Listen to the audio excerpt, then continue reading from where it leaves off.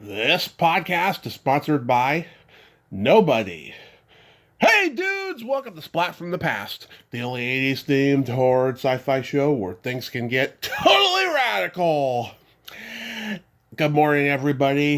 It is Monday, September 15th, and I am a happy guy because today I will be talking to Cynthia Stevenson.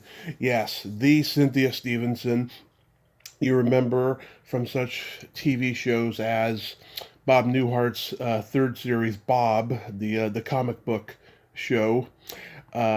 She was the star of My Talk Show alongside another guest of mine and good friend, Stephanie Hodge. She had the short lived sitcoms Hope and Gloria and Oh Baby.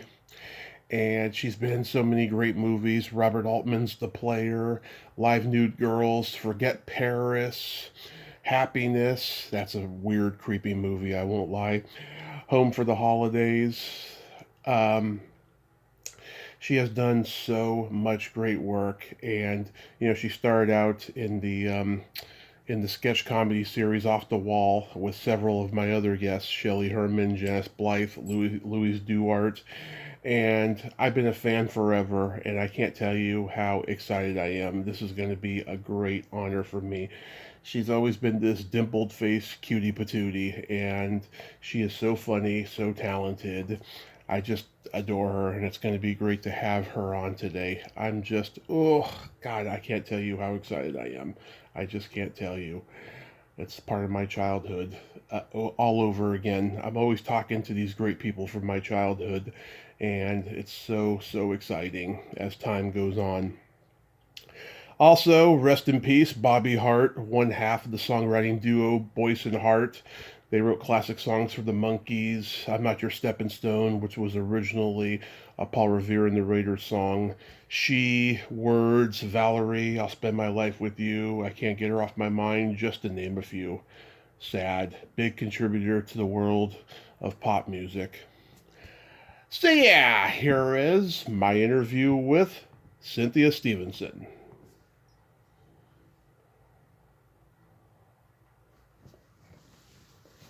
So, going back in time, did you gravitate toward acting early on in your childhood? It's so funny. Like, I think everybody makes that assumption about actors, and I think probably percentage-wise, more actors were like, Mommy, look at me, I'm putting on a show.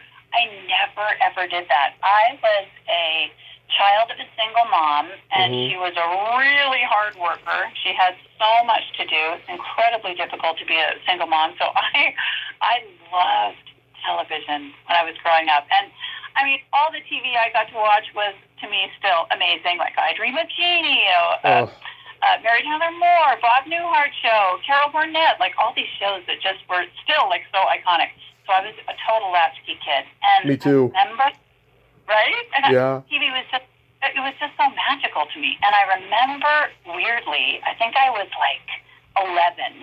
I remember one day after school watching TV, and I think it was either Carol Burnett Mm-hmm. or Mary Tyler Moore, and I had this amazing epiphany, like, oh my God, those are adults, and they're wearing costumes, and this is their adult job. Look how fun this looks. I want to do that. Yeah. So literally had that feeling, when I was a kid, and then the journey from that to, my God, getting to LA.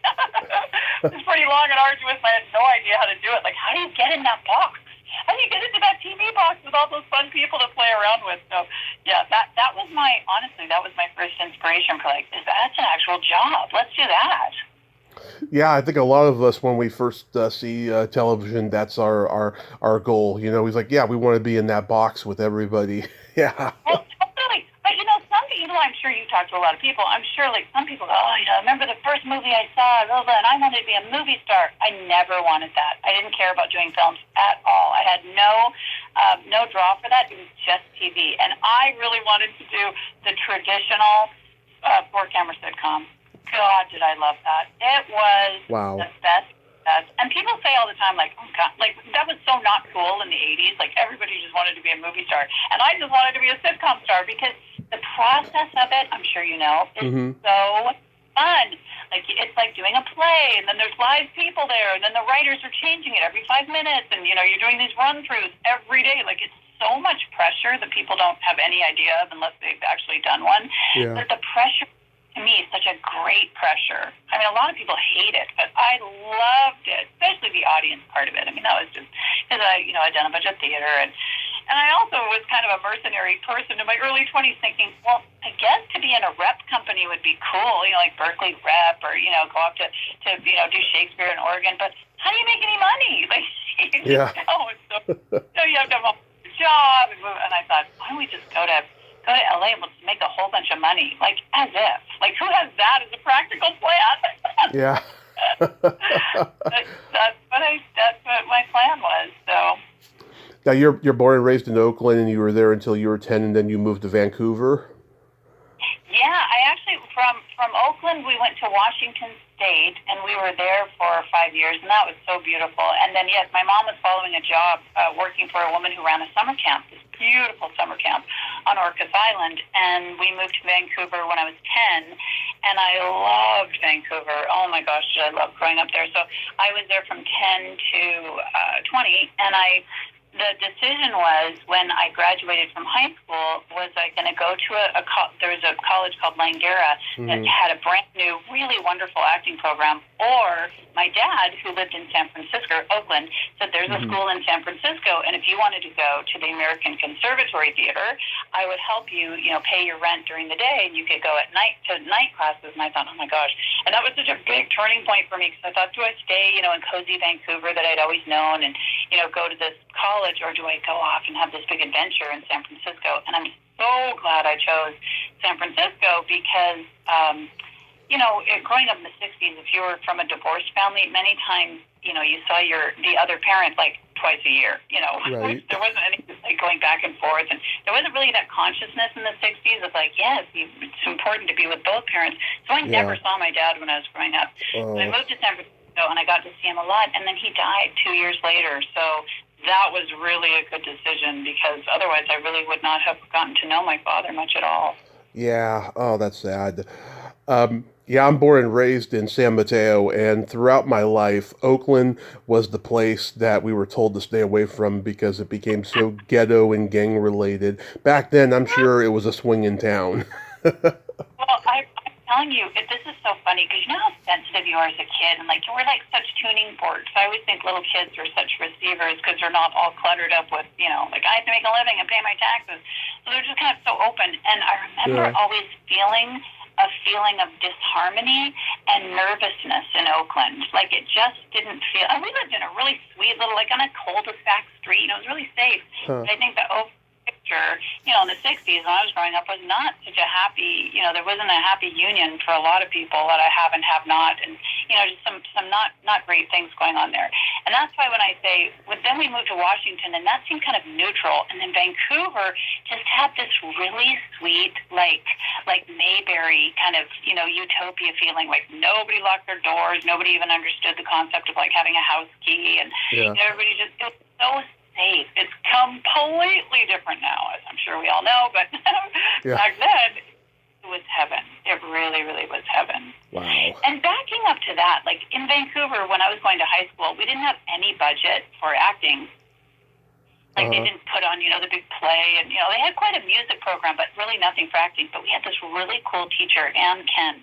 And like if anybody wants to be an actor, I always say, like, you don't need a whole lot of stuff. You just need somebody to help you, bring your stuff out of yourself. So we had this really cool teacher, and she had us in this like little portable. It wasn't even a classroom. It was like this crappy little trailer like up on the hill. It was her classroom. And she would have us do things like write out your own monologue. It can be on anything you want, just write. And I remember the first thing I wrote was a monologue about all the different voices you have as a kid when you're talking to your grandparents, when you're talking to your mom, and when you're talking to your friends, when you're talking to a guy, like all the different people you turned into. And so I was on call waiting on the phone, it's like clicking off from everybody talking in these different voices. And I remember literally that corny feeling of like having the first person laugh. And I was like, oh my gosh, like I wrote something and somebody gets it, like somebody understood that and they feel the same way, and having that electric feeling of like, wow. So you don't need anything. You just need, a couple of people and some exercises, and you can get your own stuff going so easily. Yeah. And when you studied at that ACT, like who were your classmates? Because I've talked to some people who were there. You know, absolutely. And then I went to another conservatory for a year and a half called the Drama Studio London at Berkeley. Right. It was in Berkeley, California, and it had originated, obviously, in London. And not one person did I. Oh, Isaiah Whitlock went. Okay. Whitlock went to that school in Berkeley, but no do I remember from ACT, except my teacher who works all the time. I just saw him last night. So, Resident Alien.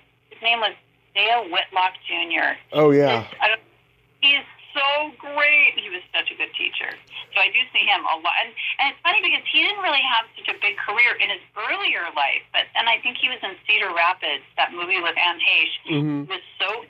I think that was maybe kind of his, his bust out into film and television. But he's really, really great. He was wonderful. Was Joy there? No, Joy Carlin? No. No. No. Okay. Alan, remember? Did you go? Were you there? No. I've talked to a bunch of people who were there. Joy Carlin, she taught there. She was at the Actors Studio with Marilyn Monroe, and she was one of the early Second City performers with Ed Asner and Nichols and May. Oh, how amazing. Oh, my gosh. Did you ever read Mary Tyler Moore's book about Ed Asner's audition? Oh, it is. No, but I talked to Ed before he died. Oh, that's so great. Oh, God, what a legend. Well, he came into the audition. Mm-hmm. He auditioned, and he bombed. There was not a laugh. Mm-hmm. It was really uncomfortable. He walked out, and he was just standing there, and Mary came out, and he said, I bombed, didn't I? And she said, it didn't go so well. And then he said, give me a minute. And he did some adjustment in his head because he was such an amazing dramatic actor, right? And Mary Tyler Moore was probably his first, big, waka waka kind of, into comedy. And so he made an adjustment in his head, and he came back in, and he nailed it. Isn't that great? I love it. And that could only happen in the 70s. I know, it's true. I love reading biographies. Me too. I mean, that's what you do, so. Me too, yeah. Love biographies. Who's the most amazing and iconic person you've ever spoken to on your show? So many of them. I mean, Ed Asner is one. God, so many. I mean, I talked to Bobby Rydell before he died. He was great. Lots of people. Yeah, I know, and I'm sure you've done so many. They all just kind of blur, don't they? Well, in terms of names at the moment, yeah. I mean, if you asked me if I interviewed somebody, I could tell you yes or no. But off the top of my head, it's so wide ranging, Yeah. Oh no, I get it.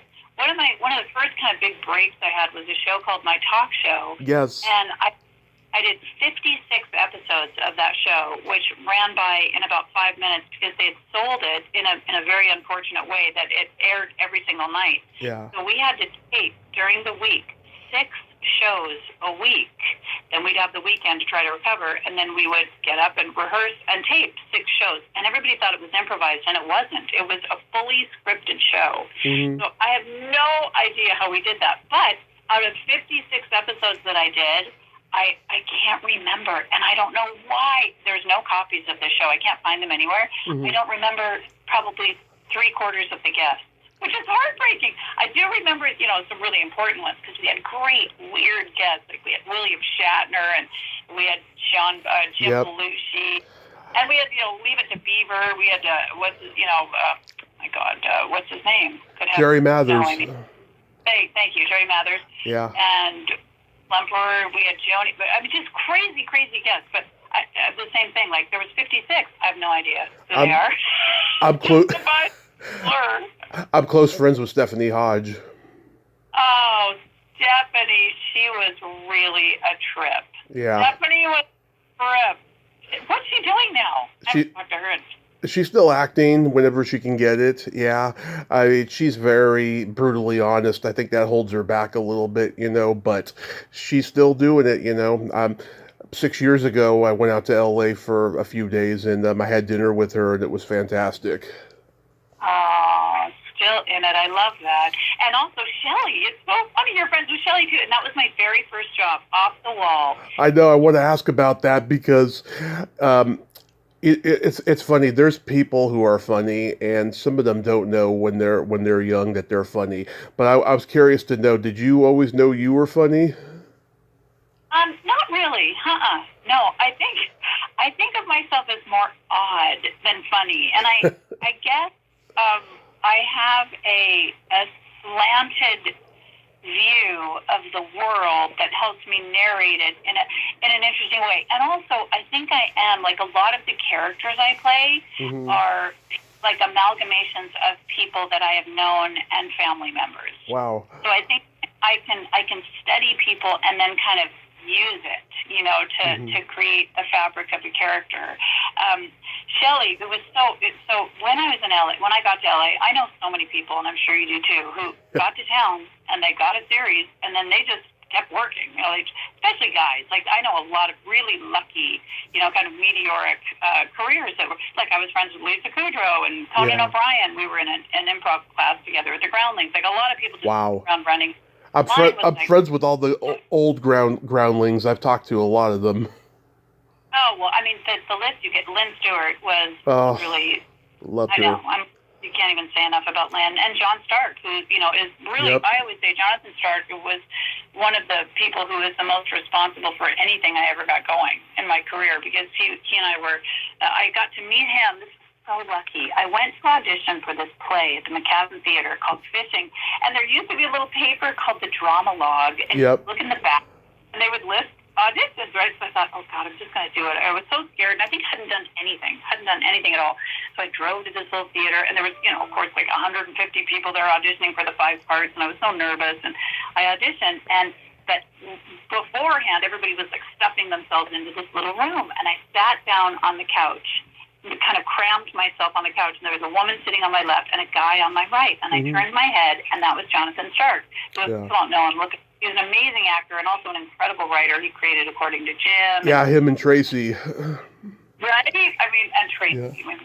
Tracy's the best ever. So anyway, I sat next to him, and then we started talking, and then he became like my best friend. So he made me go to the Groundlings. I think he signed me up for like a therapist because I was such a wreck.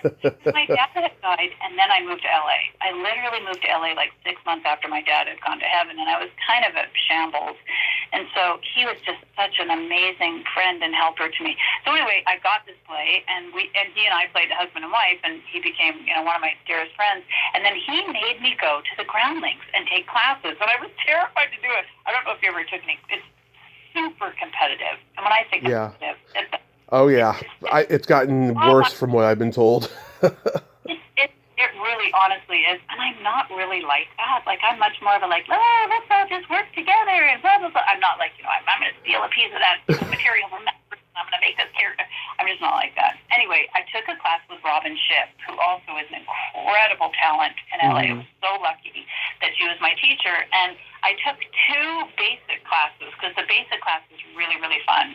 And then as you progress in the Groundlings, it gets more and more and more competitive, and it kind of started to freak me out. So I think I left after the writer's lab. But anyway, Robin was doing this play called The Ladies' Room, and she cast me in one of the parts, and that was enormously helpful because that ran for like 8 months or something in a beautiful little theater on Sunset Boulevard, and Aaron Spelling produced it. Wow. And William Shatner came to the play like 4 or 5 times during the long run. We'd all look through the curtains. He's here again. He's here. We'd all like you could see who was in the audience. It was so fun. But Lisa Kudrow was in that play as well. And then Robin wrote from that play. She wrote Romy and Michelle's High School Reunion. Oh yes, I love that movie. It's one of my favorites. Well, that was Lisa's character in the play. Yeah. It was hilarious. It was absolutely hilarious. Oh, I love it. Were you there with Steve Hibbert and Jake Hogan? Oh, I love both of them. So great. Oh my gosh, they're good. But I wasn't in the Sunday show. I could never have tried to stay there to get into the Sunday show. Because that's what you do, right? You progress all the way through the classes, and then I think you audition for the Sunday show, and you're, asked in, and then, I don't know, it just seemed like it was just too much for me. But so many incredible people have come out of the Groundlings. Oh, yeah. Oh, man. God, too many to name. But Yeah, so like Off the Wall, yeah, I mean Shelley's a friend, Janice Blythe is a friend. I had Louis Duard on years ago. Um, Oh, Terry please, T- God. Terry Kaiser, one of the sweetest guys I have ever met in my life. Wasn't he amazing? He was so intense. God, Yeah. he was good. He was so, so good. So here's a great story about how I got off the wall, which is amazing. So Hmm. I had joined this theater group with John, and, we never did any really good plays. It was some little theater that was like above a restaurant in the valley. We were just kind of eking along, and there was an improv group from the theater, and to Yeah. be honest, really not very good. We just weren't. They were marginally okay. So one night we were doing a show, and I think we did it, every Saturday night. And that night we get there, and I look at the audience, and I said, "You guys, there's 4 people in the audience. There's 9 of us. I mean, we can't do it for 4 people." So half of us were like, "Oh, let's do it." The other half were like, "Oh, let's just go have a drink." So I lost, and we did the show for the 4 people, right? Yeah. And so I'm driving that night, and I'm like, "Oh my God, I am just not getting anywhere. I'm in this terrible theater group. We're not very good. The improv is so bad tonight. Blah blah blah." The phone rings the next morning, and it's a woman, and she said, "Hi, my name's Jan Marlin, and I would like to know if you would go just for the day to be my client at an audition for a show called Off the Wall." And I said, "What?" She said, "Yeah, I'm thinking of becoming a manager, and I saw your show last night, and I thought you were great, and I would like you to come and be my client just for the day." And I was like, "Okay." So I drive to this big building on Sunset Boulevard, I'm all nervous, and I get up there, and the elevator opens, and oh my gosh, it's like a scene from a movie. There's like 250 people in there. It's like some open casting call. Oh! And you had to take the material and create 3 different characters. So there are a bunch of sides, which is, the material, you know what they are, but for people who don't know, that's the Hmm. material that you're auditioning with. And so you have to take 3 scenes and make 3 different characters. And I actually can't even remember what my characters were now, but I Hmm. remember when it was my turn, the door opened, and there was this giant oval table with like 30 people sitting around it. The producers, and who knows, the writers, and one of the writers that was there was Larry Charles, who went on to, of course, run Seinfeld. And Brilliant guy. Brilliant. I think he was wearing pajamas. He's so interesting. And anyway, so I do my audition, and halfway through the second scene, a man stands up and he goes, "Sweetie, stop right here. My name's Jackie Kahane, and I'm going to give you this part." "What?" He goes, "Come sit by me, Jackie Kahane." Jackie Kahane was kind of a marvel. He was so incredible. "Come sit by me. You can watch the rest of the auditions for the day." I was like, "Oh my God, what is happening?" So he did. He let me sit beside him, and I watched all the other people come in and audition, and that's how I got the part on Off the Wall. Wow. So I hadn't even met anybody, and she was like an angel. Like meeting her, Yeah. because I was so nervous. I'd never done a TV show before, and yada yada. Yeah. So that was so lucky to meet her that way, and we had so much fun. I think that was 27 episodes or something. It was an odd number, and I think it came on once a week at night, or I don't know. It was like a funny spiritually market. Yeah, there's only one episode on YouTube, one full episode, and in it you play a talk show host with short hair, and you're interviewing Joe Baker as the 5th Beatle, and you're like, "I want to hold your hand." He's like, "I want to touch your breast." I've never even seen that. Oh my gosh, that's hilarious. Yeah. That's hilarious. Baker was so great. Yeah, see, there's so many things I've done. I've never seen them. I don't think I saw any of the episodes of that show, Off the Wall, and I don't even think they exist anymore. And then again, the next big thing I got was my talk show, and it's 56 episodes. Don't have any of those either. Wow. It's a shame. I don't know where any of them went. Crazy. Oh, I know. So, But there's so for any of us, like when we're trying to do anything, I feel like I did have some really good serendipity working. Because when I first moved to LA in 1985, my uncle, who was an actor, he had an acting class, and he said, "Do you want to come with me to my acting class?" And I was living with them for like a month before I found my own place, and I said, "Sure, I'll come to your acting class." And the teacher was Mark Hirschfeld, and for those people who don't know him, he's an enormous casting director, then became he ran casting at NBC for a long time. I can't remember where he is now, but he's always working. He's an absolute dynamo and a powerhouse, and the nicest man you could ever meet in your life. oh, that's And good. when I met him in this acting class, he said, "Would you like a job as a stand-in?" And I said, what's a stand-in? And he said, well, you come onto the rehearsal halls, and then during taping, you can stand in for the other actors. And I said, okay, I don't really get it, but sure, I'll come. So it was for, oh my God, help me. What you talking about, Willis? Different Strokes. Different Strokes. So I stood in for all the kids on Different Strokes. That was such an amazing learning. Oh my gosh. And then I did Facts of Life for a little bit too. So I only did that for like maybe 2 or 3 months, because I remember thinking, wow, this is a trap, and you can get really comfortable doing this. It paid really well. And I said, and I quit, because I said, I've learned enough. Like, it really showed me like what it's like to be on a sitcom set, and what's a rehearsal like. And it was a wonderful way to be able to learn, but also not stay there. You know what I mean? Yeah, my friend Terry Bolo, who's a founding member of the Groundlings, she was a stand-in for many years, and she did it mostly for little girls because she's tiny. Right. So, and I remember, like, even me, I'm only 5'5", but they were like, get on your knees, come in to, be that tiny kid. And I was like, oh my God. But it pays you incredibly well. And, you're in it. Like, you're in the, you're in the biz, and you're with this fun group of people, and blah, blah. So it can be really alluring, but, I'm happy I stay there, because it would have been easy just to stay there. Anyway, that was interesting. I mean, I think you just always have to keep moving, like a shark. You got to keep figuring out how to, and it's a lot, isn't it? I mean, it's a lot. I've heard, yeah. So growing up, a Bob Newhart fan, and having to work with him on 2 of his shows, Newhart and then Bob, I mean, that's got to be just surreal for you. So surreal. And back to the Groundlings. So Sherry Steinkellner and Bill Steinkellner, I don't know if you've ever gotten the pleasure to meet them, or, for those who don't know them, I mean, they ran Cheers for all those years. They did the Jeffersons. I mean, they have, 300 Emmys between them, and they are an incredible powerhouse couple. And I was so lucky to get to audition for a part on Cheers. And I did this small part of this odd, woman who was obsessed with Norm. The Morton Salt girl.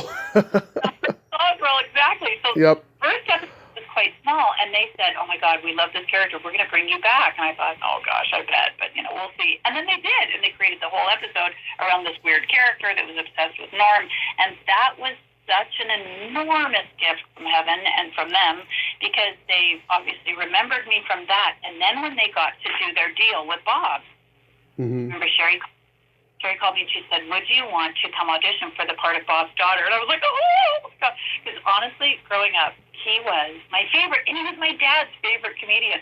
At his show, where, he and Suzanne Plachette, and he was a therapist in Chicago, to me, that was a perfect show. Like, it was hilarious. Bill Daly, as it was just, their chemistry was so great together. It was just so relaxing and so funny and just so good. It just made you feel good after watching it. And then when I got to meet Bob, I thought, well, that's where that comes from. I still say is, because to me he's still alive. He was such an amazing human being. He was so talented, but just there was such a goodness in him, and a kind of like really sort of dark wit, but still just this incredible goodness. So backing up to the audition, of course, I was terrified. I was like, oh my God, I can't. And I think I auditioned for them, which was great, for Billy and Sherry a couple times, just to try to hone in on the character. And then I remember, I don't know if you know this experience, but when you have to go to the network, for any actor, it's truly terrifying. When you're going to be a regular on a show, you have to go to network. And that can mean like 50 executives stuffed in a room, and you have to come in and do your audition. Wow. And it's CBS, they call it the basement, and it literally is in the basement, and it's a little black theater, and they keep the lights really low, thankfully, out on the executives in the audience, and you have these bright lights, and you're on this, it's like a black box theater, you're on the stage. So that's the experience there, and it can be truly terrifying, and to me, it was always like literally standing in front of a firing squad. So when I Sherry had picked, the other person I auditioned against, and she's so funny, is Jane Kasmerick. So it was down to Jane Kasmerick and myself. Wow. And if people don't know, you've got to look her up. She's literally the most hilarious person. Malcolm in the Middle. Right? But I also thought, of course Kasmerick's going to get it. Like, my God. I mean, remember she was so funny on 30 Rock, it just blew my brains out. But anyway, so back to the audition. So I'm, waiting, and I remember Sherry had called me the night before, and she said, Cynthia, the only thing you have to do is listen, because it's Bob. And I said, oh my God, that's the best note I've ever gotten. So what that means is, like, it's not about me. It's only about him. So when you're in those terrible, nervous, situations, your ego naturally wants to protect yourself, and it's all about me, and this is my audition. I'm on myself. Like, I'm literally looking at myself, and that's the worst thing you can do, because then, of course, you're boring, and it's all about you, and nobody cares. So if you take your eyeball off of you, throw it onto the other person, and it's obviously very hard when you're reading and doing that with a reader who's not very involved in the scene, and you have to conjure up the fact that it's Bob. Bob came to CBS into the basement theater and did those auditions, which really, really rare. And to this day, I don't think I've ever seen. He came, and so I literally got to audition with him, and it was literally the greatest feeling in an audition I ever had, because he was so grounded and lovely as a person. It was impossible to be nervous, because I just kept feeling so safe in the scene with him. So yeah, I was, obviously beyond thrilled to get that. And my biggest heartbreak of my 36-year career was that show didn't go more than 2 seasons. That was just... I know. I don't think at the time, because the whole superhero thing wasn't as huge as it became by 2000, and then since then, for the last 25 years, we've had nothing but Marvel movies and everything. I think that it was way ahead of its time. Well, and they also really, like Billy and Sherry, really deserved better, because they had, given so much to the network, and so had Bob. I mean, Bob was really loyal to CBS and wanted to stay there, and I think they moved us 3 times, for a time slot, and that's a killer in itself. And, there's just a lot of stuff, and that really, I know that was really a sore spot for Bob, but at least I got to be his daughter for 2 seasons, and it was honestly my favorite job I ever did in my whole long career. Yeah, you got him and Tom Poston. I mean, they were both on the original Newhart show. Well, and then he brought back, remember his poker buddies on the show? He created this, weekly poker game. So Bill Daly and, Jack Riley. Steve Lawrence. I mean, all of his old buddies came on. And every Friday night when we taped the show, his wife would come, Jenny would come, and his best friend, Don Rickles, and his wife, and they would all sit in Bob's dressing room and watch the show. I thought that was sweet. Don Rickles. So it was just so cool. It was really just the way it should be, because I always feel like you're so lucky to get a sitcom, and when people complain, I'm like, man, you just don't have any idea how lucky you have it right now. So... That was my favorite. And Hope and Gloria also, so Billy and Sherry also gave me Hope and Gloria as they did. I used to watch that show, and I can't believe it only lasted 2 seasons. It seems like it was on much longer, because it was a pretty good show. It was, Alan Thicke was so funny. Enrico Colantoni, oh my God, his character was so funny.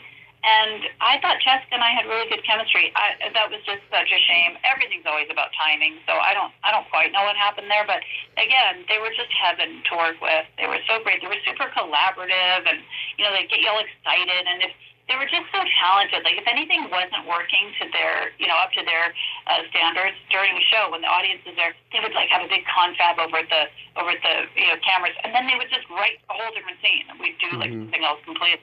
They were so good. Oh my gosh, they were so good. Anything stand out about guest starring on Empty Nest? Yes, Empty Nest. I did so many. That was... Richard Mulligan and David Leisure. You play his love interest. Yes, David Leisure was hilarious. And it was Christy McNichol, wasn't it? Oh, yes. I met her at a Comic-Con a month before the pandemic. It's one of my favorite celebrity encounters I've ever had. She's awesome. And then who is the other actress? It's both of them. Dinah Manoff.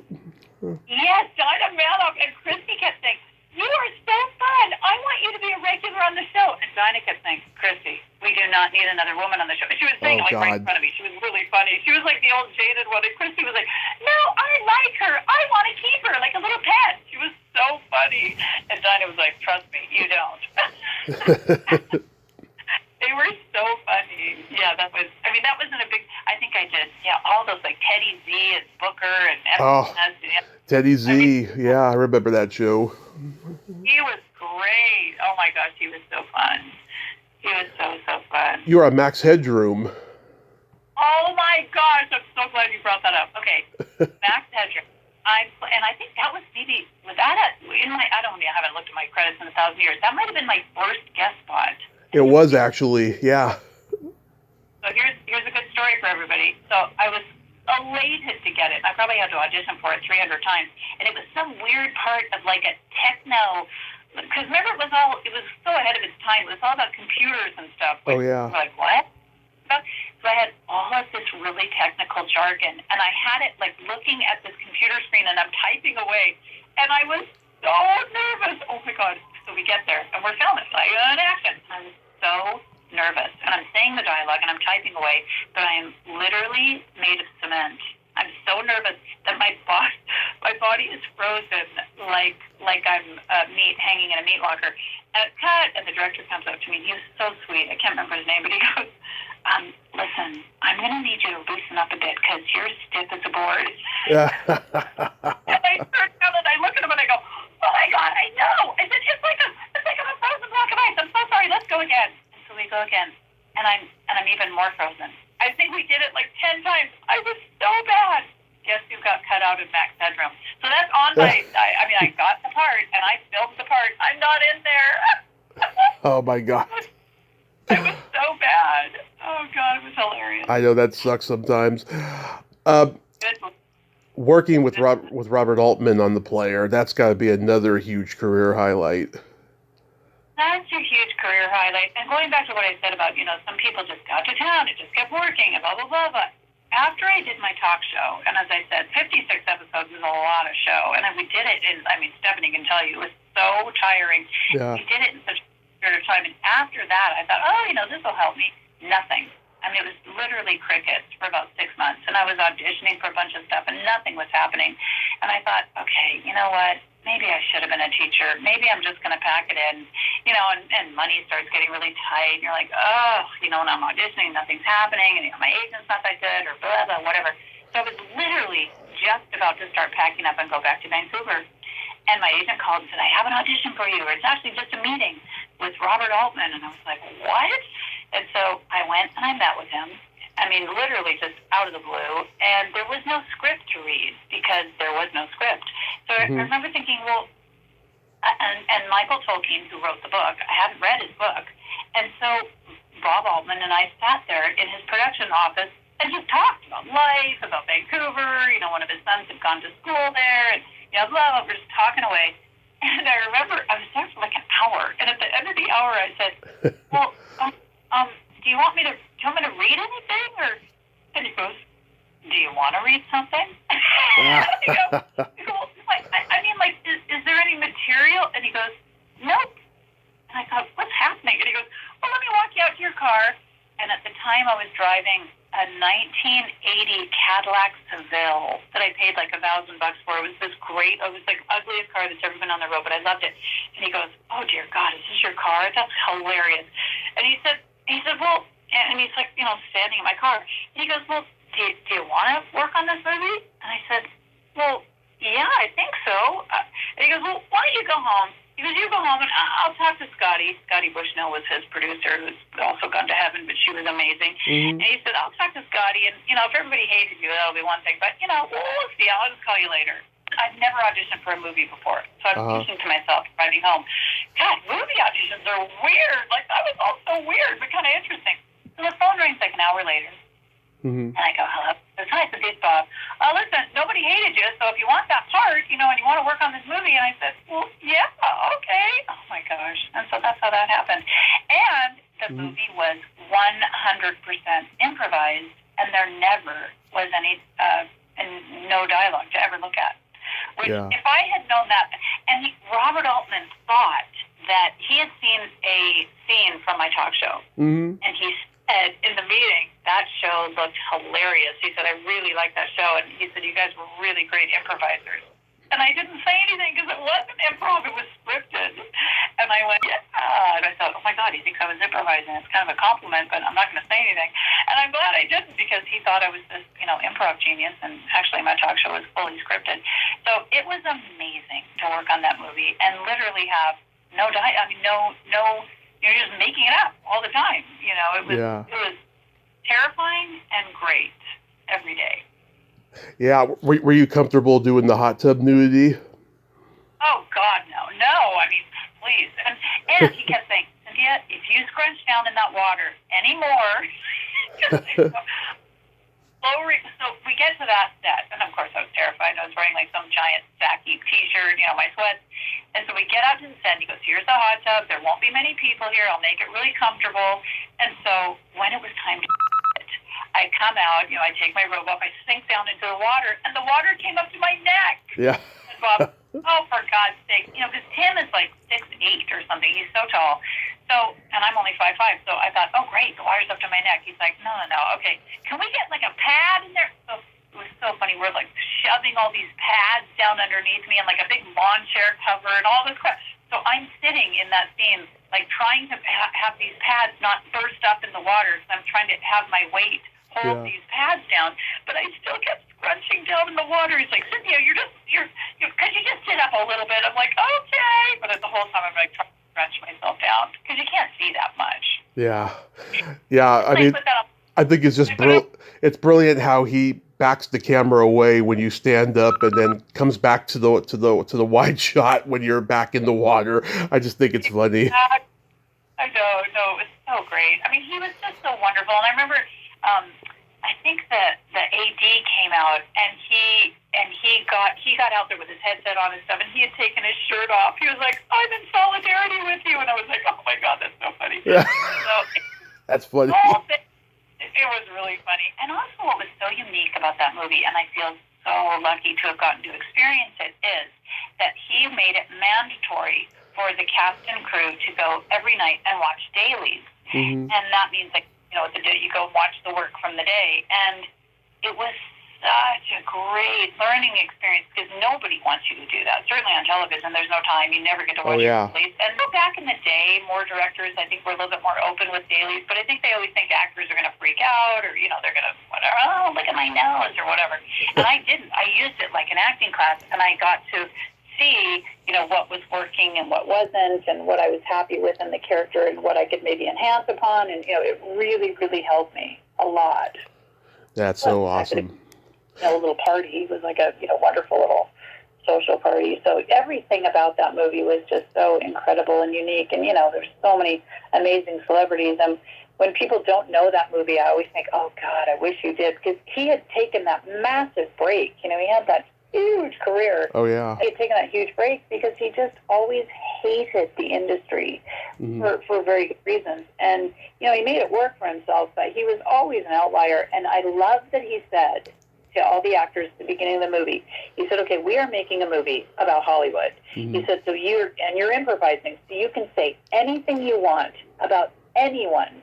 You can talk about any studio you want. You can talk about anything. The only thing I forbid you from talking about are agents and agencies, because they are the scum of the earth, and I will do nothing to glorify them. Yes. And I thought, oh my God, that's so great.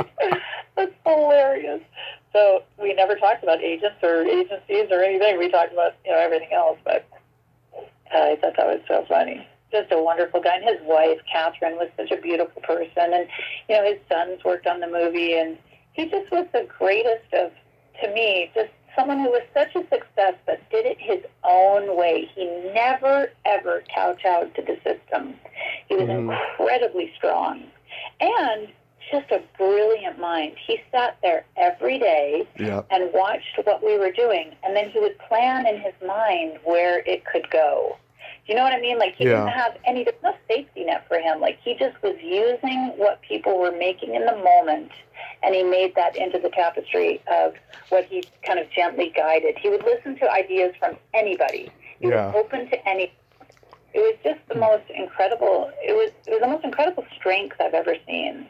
So when I was 12, my parents took me to see Forget Paris. And it was probably the last movie we saw as a family before their divorce. And this is where I first became aware of what a comedy genius you are. Just your reactions to Mantegna's storytelling is just priceless, especially when you cry. Wasn't that so funny? That was such such a great movie. I loved that movie. And it was such a weird one to do because, as you know, it's half a story and then half a story. Like half of it's in present time with Lee Kavner and Kathy Moriarty, you know, that great cast in the restaurant, and Joe Montana, oh my gosh. And then the other half were all the beautiful things that Billy got to shoot with Deborah Winger. And so I never met her until the last day. Isn't that weird? And of course, we directing it, so we got to be with him all the time. And so our table, like my whole movie experience, was at that table with that great cast. And it was heaven. Oh my gosh, it was heaven. And everybody, I think, of the cast, let's see, everybody had a crush on Joe Montana. Everybody. Like, guys had a crush on him. Billy always wanted to hang out with him. There's just something so extraordinary, calm, and cool about Joe Montana. Richard Mazer was like everybody's father. He was so funny and so loving and sweet. Julie Kavner, hilarious, so funny. And Kathy Moriarty is just such a pistol. And there's an actor and he's gone to heaven and he was so funny in it. He plays her husband, John. Oh, let me look that up. Oh, it's awful that I'm forgetting. God, William Hickey plays her dad, I remember. Yeah, and I wish I'd gotten to meet him. William Hickey was amazing. John Spencer. John Spencer, oh God, he was good. He was so good. So I felt like the luckiest person on earth sitting at that table because I think getting that movie was kind of difficult. I think I auditioned a bunch of times, and then Billy asked me to do a table reading of it before I had the part. And so then I had to come with that huge cat. You know, table readings can be super terrifying. And I did the table reading, and I think afterwards Julie said at the table reading, "Why don't you just give her the part already? My God, what are you torturing her for?" So I remember, you know, then kind of casually getting the part. But I think for my Jodie Foster movie, I also did a table reading and got it that way. Home for the Holidays. If somebody asks you, Home for the Holidays, if somebody asks you to do a table reading, definitely do it and do your best, because many times something great can happen from that. But yeah, that movie was such a labor of love, and Billy is so talented. Oh my gosh, he's so talented. So you like the movie? When all his stuff rep. Oh God, he's rep. Oh, it's a laugh riot. Just him having a fight with was it Shaquille O'Neal, Charles Barkley, one of the big guys. Yeah, he said, "This is my farewell game." Well, guess what I say? Farewell. I have to see that again. I really have to see that again. That was so fun. And that was, I think I was doing that. Oh, no, it was Home for the Holidays. I was doing that while I was doing Hope and Gloria. That was just like a hugely busy time. That was a good momentum time. Well, another movie you did around that time that I love is Live Nude Girls. Oh, I love that movie. Juliana Lavin, so talented. And Dana Delaney, Kim Cattrall, Olivia Dalbo, and... Laura Zane. Yes, Laura Zane. That was so fun. Okay, that movie was a tiny, tiny budget, and we never, ever did more than one take, which I love. I never got to work with Clint Eastwood, but I always thought I wish I had, because my favorite thing to do is do one take, see what happens, and even if there's mistakes, move on. I am never, let's do it again. I think I can find something else, blah, blah, blah. I'm a total believer in spontaneity is best. Usually the first take, even if it's weird and awkward, is there something amazing about it, and we should just move on. And so we had no luxury or time or budget to keep going over and over, but that cast was so great. I love that movie. Yeah, it's like pre-Sex in the City, and it was like Chantilly Lace, this other female ensemble movie where they're all together having a locker room talk and having fantasies and what have you. I just love it. Oh my God, it just cracks me up every time I see it. It's stuff. I like it when you're like, Catwoman used to make me feel funny inside. That's hilarious. Oh my God. And she creates all those dreams for people. Like, it was really a great, wasn't it? That was so good. Oh, I love that you love that one. Did you really make out with a pillow pretending it was David Cassidy?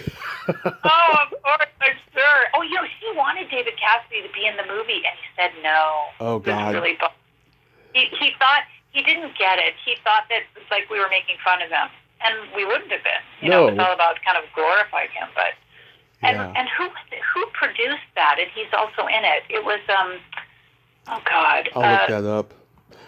Oh heavens to Betsy! And he plays in Dana's dream thing. He spanks her. Oh yeah. He produced it. Oh my gosh, he's a huge producer. Oh my brain. Yeah, I'm looking. He was wonderful. Yeah, and you have a couple of scenes with Olivia Diabo, including one where she kisses you at the pool and you're drunk as hell. Yes. Oh, we were laughing. We were like, oh my God, it's so funny because neither one of us are gay, and we just thought, okay, let's just go for it. It was so funny. And I was wearing that pink underwear. I think I worked out like a maniac. I kept thinking, I have to be in my underwear in this movie, like for the whole movie. I think I was in my underwear that movie. Is it Christopher DeFaria? Is it him? Who? He's Christopher DeFaria. He's one of the producers. Yes, that sounds familiar. God, isn't that awful? Sometimes if I'm watching something and I see an episode of something I did and I don't remember it, I go, I don't even remember doing that. That's such a weird feeling. Because all the guy producers are like him, Barry Bernardi, Steve White, Mill Layton, those Christopher Taylor. Those are all the male producers of the movie. Right. But who is Laverne Shirley? Penny Marshall? Marshall. Yeah. God, Gary Marshall was the producer, and he was also in it. He was an actor in it. In which movie? In Like a Girl. What I don't remember Gary Marshall being in it. He's in it. He plays and Dana's having a dream sequence where like a mobster is spanking her or something, and he plays the mobster. Oh, right. Yeah, that's the one you were talking about. I think he helped us back it. I think he found money for her. Like he read it and really liked it, and he liked her, and so he helped her. He helped her some way. Yeah, because they did Exit to Eden before that. Right. She has like an S&M scene in that movie too. I think it was kind of an in-joke on that. Yeah. Oh, it was so, and she was really just a wonderful director. Really fun to work with. It was really great. Who had the dirtiest mouth there? Probably Dana. Yeah, she's Irish. She's like a tough guy, you know. She's awesome. She's so good. Oh my gosh, she's so good. I know she's pretty dirty. She's in a great. Yeah, she's a person I hope to talk to someday. She's awesome. Oh, she's great. She would have so many stories. Yeah. He's such a survivor. My husband, who's a first AD, worked on China Beach. Me and my mom used to watch that show every week when I was a kid. Remember it? China Beach was so ahead of its time. It was so iconic. So great. I have the whole series on DVD now. How many seasons were there? Was a lot of seasons. 4. Oh, that's it, eh? It seems like more. Yeah. Huh. Yeah, that was her start. She was so good.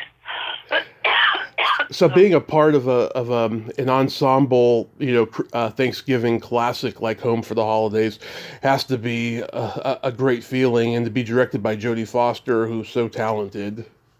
Honestly, dream come true. And that was, again, my wonderful agent at the time, Allison Band, called me and said, I have a meeting, with you for Jodie. Oh, actually, that's crazy. I have to back up. So again, serendipity. So my husband was working at a movie, I think on the, Fox lot or something. And so he said, why don't you come have lunch with me? And I said, great. So I come to have lunch in the commissary. And we're in the commissary, and Randy Stone, who has also gone to heaven way before his time, he was an incredible casting director, producer. And he gets up and he walks across the commissary. And I think I, auditioned for him over the years. And he said, Cynthia, it's so good to see you. And I said, hey, Randy. And he goes, Jodie Foster, who is his best friend, said Jodie Foster is casting this movie called Home for the Holidays, and we can't find Holly Hunter's sister. And I go, oh. And he said, you'd be perfect. And I said, Randy, give me a break, I'm sure. And he goes, no, I mean it. I'm going to go talk to Jodie. So I said, okay, Randy. And I'm thinking, nothing's going to come of that. So, it was nice to see you. Bye-bye, we leave. The next day, my agent calls. She goes, guess what? I got you an audition for Jodie Foster. And I was like, uh-huh. So I go to some hotel lounge, and I meet her. And I think I got there early. She walked in, and the minute I looked at her, she's so extraordinary as a person. Her intelligence radiates from her. and also a very interesting vulnerability. She's so unique. I don't even know how to describe it. She's so many things all rolled up into one. Yeah. And it was so lovely. She came and sat down, and we had the most wonderful talk for I don't know, half an hour, 45 minutes. And then she said, "Well, if you would you do a table reading of the part?" She just offered to me there, which I was not surprised about. And I said, "Sure, I'd be honored to do a table reading," thinking, "Oh my God," because it's nerve-wracking to do a table reading, especially when you don't have the parts.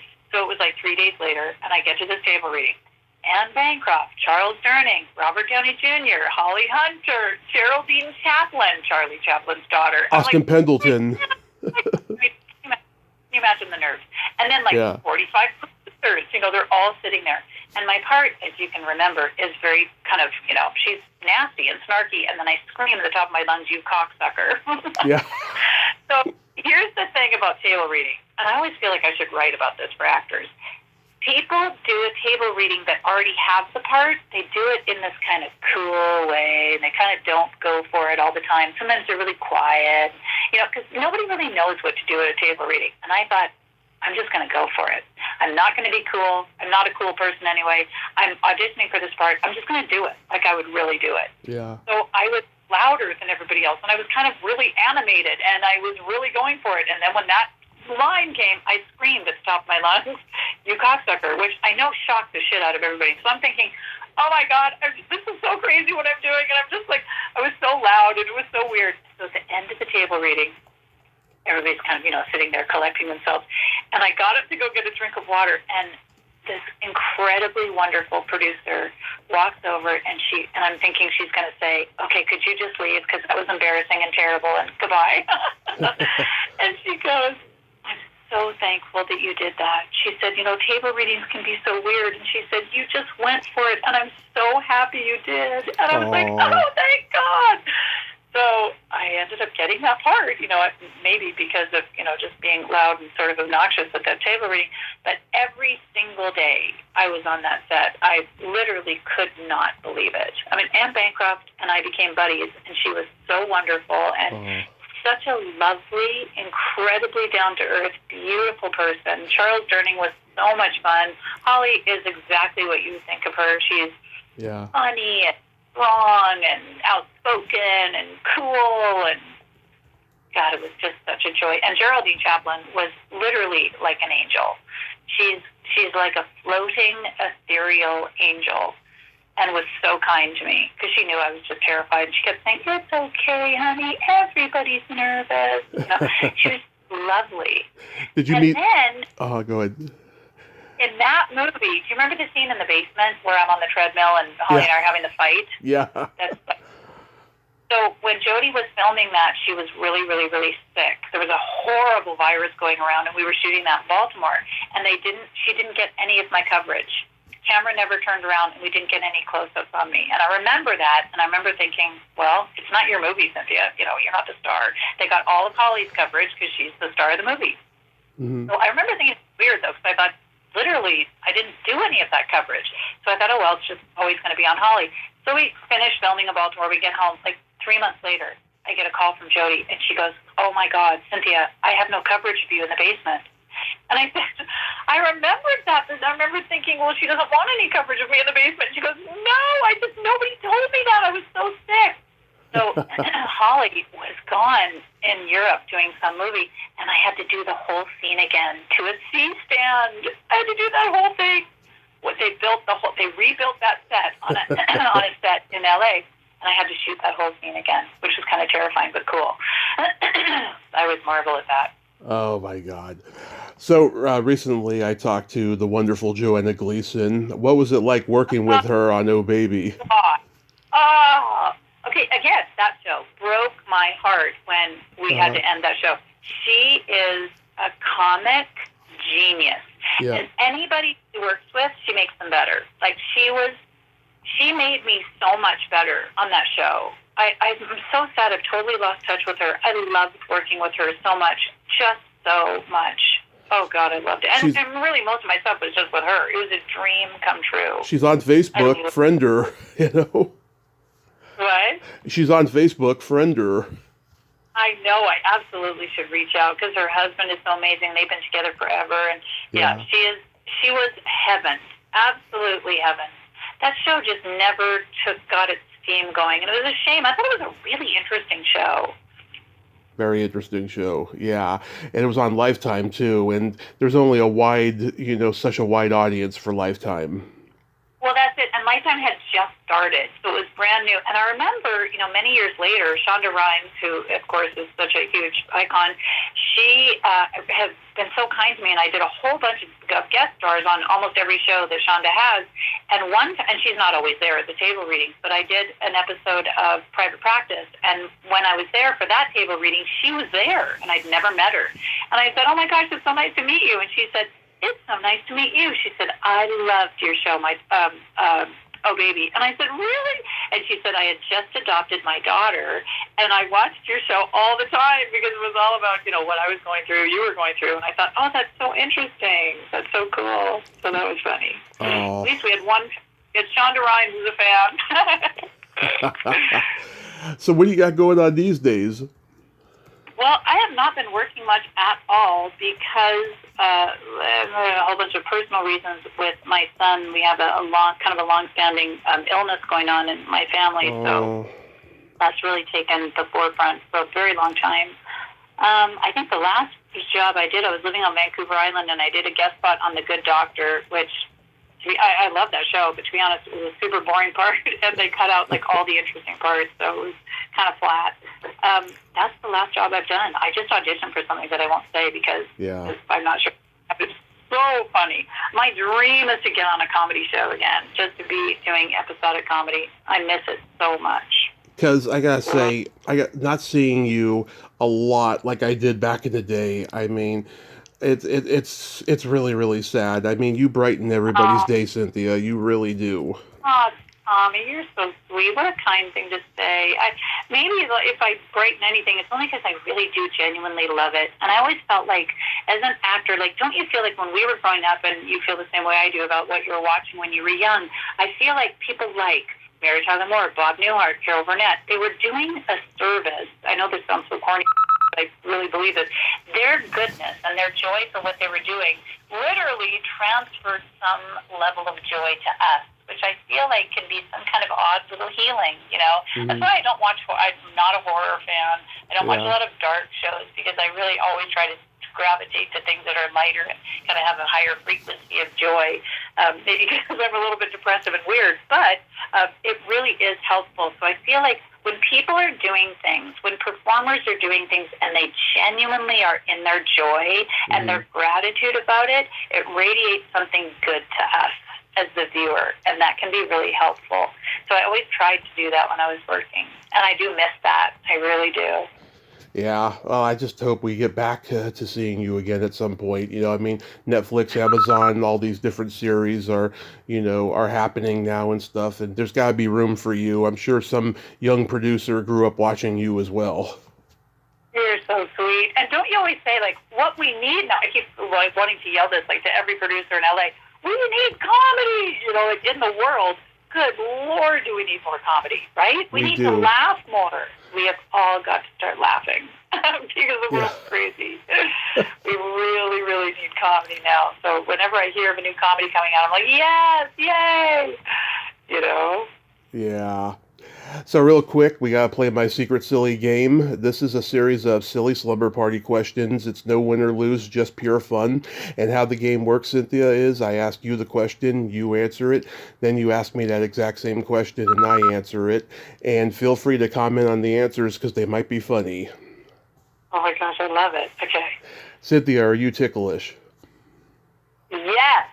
Tommy, are you ticklish? Yes. If you tickle me without warning, though, I might hit you in the groin. That's hilarious. I might start, if you keep tickling me, I might just start crying because I'll feel trapped and I can't get out. Is your belly button an innie or an outie? Oh, that's so interesting. I don't know. It's not really an innie and it's definitely not an outie. It's an in-betweenie. Oh, yeah. In-betweenies are real. Right? It's an in-betweenie. Is your belly button an innie or an outie? It is an innie. Could you store a marble in there? Yes, and many Oh my, things. that's hilarious. Oh my God. It's That's where you can smuggle. That's good to know. Yeah, I had a girl once tell me that I could smuggle crystal meth in there. That's great. That's uh, funny. what color are your toenails painted? Wow. My toenails are painted a really, really shimmery gold. I love it. Nice. What color are your toenails painted, Tommy? They are purple. Really? Oh my God, that's awesome. Yeah, Okay, I give you credit for that. I've been painting my A toes lot of- since I was 13. I like to go elaborate, you know. Oh my God, that's great. That's Uh, great. what would you say is your best personality trait? I can laugh at almost anything. Love it. I can find the laugh. What's your best comedy trait? I mean, what's your best personality trait? I have empathy and I have no filter. No filter's good. No filter's honesty, and that's just the way to go, isn't it? It is. It is. Yeah. Hence why I love live nude girls. I know. That's right. Yeah, and when you're back to your question of like which girl. Definitely, you should talk to Dana because she's the one with the least filter, for sure. I remember her swearing on Letterman back in the 90s when she's talking about how her grandfather invented the flush valve, the Delaney flush valve, and she said, "My uncle once said, it may be shit to you, but it's our bread and butter." That is so great. Do you know if Dana were something else, she would be like, if you could look at her in a different light. To me, she could have been like a mobster in the 30s, like a guy smoking a cigar, driving the hitman's car. She's like a guy, but and she's so gorgeous. So you know what I mean? Like that's what's fascinating about her. She's a really cool person. Those are great questions. Are there more? Is that it? What's your guilty pleasure? My guilty pleasure is watching tarot readings really late at night on YouTube. That's interesting. I never heard that one before. Can't sleep. I'll go, okay, let's listen to some tarot readings. And there's really cool tarot readers on YouTube, which I never knew. I've been doing that for a couple of years. I love it. What's your guilty pleasure? Eating pizza and watching a raunchy sex comedy. Oh my God, that sounds so fun. That sounds really fun. It is. It is. That's really good. I remember in Marlon Brando's book, I don't know if you ever read his book, he said later in life his greatest joy was to lay in bed and eat donuts and cookies. And I thought, oh my God, I love it. That's pretty obvious. I mean, look at him in the later years. I know. I think he was so tired probably of being gorgeous. Yeah. He was like, I'm doing something else. I'm going to do something else. If you could have anything named after you, what would it be? A club for children. That's weird, isn't it? That just came into my mind. I love kids more than anything, and I love the energy of little kids. Love it. So, yeah, some kind of club that kids love. What about you? If you could have anything named after you, what would it be? A vibrator. My God, that's so funny. That's so funny. Yeah. What about, remember Lily Tomlin and Jane Fonda, they created that on their show, their vibrator. Oh, yeah. Oh, yeah, and that's a thing now. Like, people are having their names engraved on a vibrator. Oh, my God. What would you name it? What would your vibrator be named, Tommy? The Tommy Chatsy. That's so great. Okay, now you got to make it. Now you have to do it. I will eventually. That's so good. And then my favorite question, is there a stinky smell that just makes you gag? Oh, God. Let's see. Probably boiling hot dog poo. Yeah. What's the stinky smell that just makes you gag? Either farts or feet. Oh, God. Oh, feet. Oh, so you don't have a foot fetish. Definitely not. I do, but they have to be clean. Way back in the day, this is so weird. Adidas made something in the early 70s It was a shoe, and they had to recall it because whoever put their feet in it, after about an hour, it smelled like rotted cheese. Oh, God. I remember that shoe. It kind of looked like a Samba, but it was way back then. And the minute you took your shoes off and you put them somewhere, the whole room stunk of like old cheese. Oh. There was something in whatever material. Isn't that crazy that I remember that? Yeah, that's really crazy. Then again, you said you considered yourself odd. Odd? I'm definitely an oddball. Yeah. Would you consider yourself odd? Would you consider yourself an oddball? I am definitely a twisted individual, yes. That means your mind is working in weird and mysterious and interesting ways. It means you're not asleep. You're fully awake, which is good. Absolutely, absolutely. Cynthia, I can't tell you again what a tremendous honor this has been. Thank you so much for coming on. I'm going to go cry because dreams really do come true. Oh, you're the sweetest ever, and I'm happy for you. You've done so many wonderful things, and you've just done this for such a long time, and it's really just an honor to talk to you, and I really congratulate you for that. It's really easy to get distracted or waylaid or whatever, but you've just been at it, and it's lovely to let other people shine as well as yourself. It's great. It's a wonderful thing to do, so congratulations to you. Oh, thank you so much, Cynthia. And you have a great rest of your day. Be safe. You too, Tommy. Bye. Bye-bye. Well, there you have it. Cynthia Stevenson, ain't she a sweetheart? Oh, my God. I am just so emotional right now. She is just this wonderful ball of energy, and she's so childlike and fun, just like her characters, you know. I feel bad for whatever's going on at home, but I hope to God that somebody casts her in something really, really good, and she makes a monster comeback, and she sweeps the Emmys in the future. I was shocked to find out she's never gotten an Emmy nomination. She should, because she's that good, and I just wish nothing but the best for her. Oh my God, that was fabulous, wasn't it? Well, until next time, this is Tommy Throwback Kovac saying, there's no shame in living in the past because the present sucks. Later, dudes!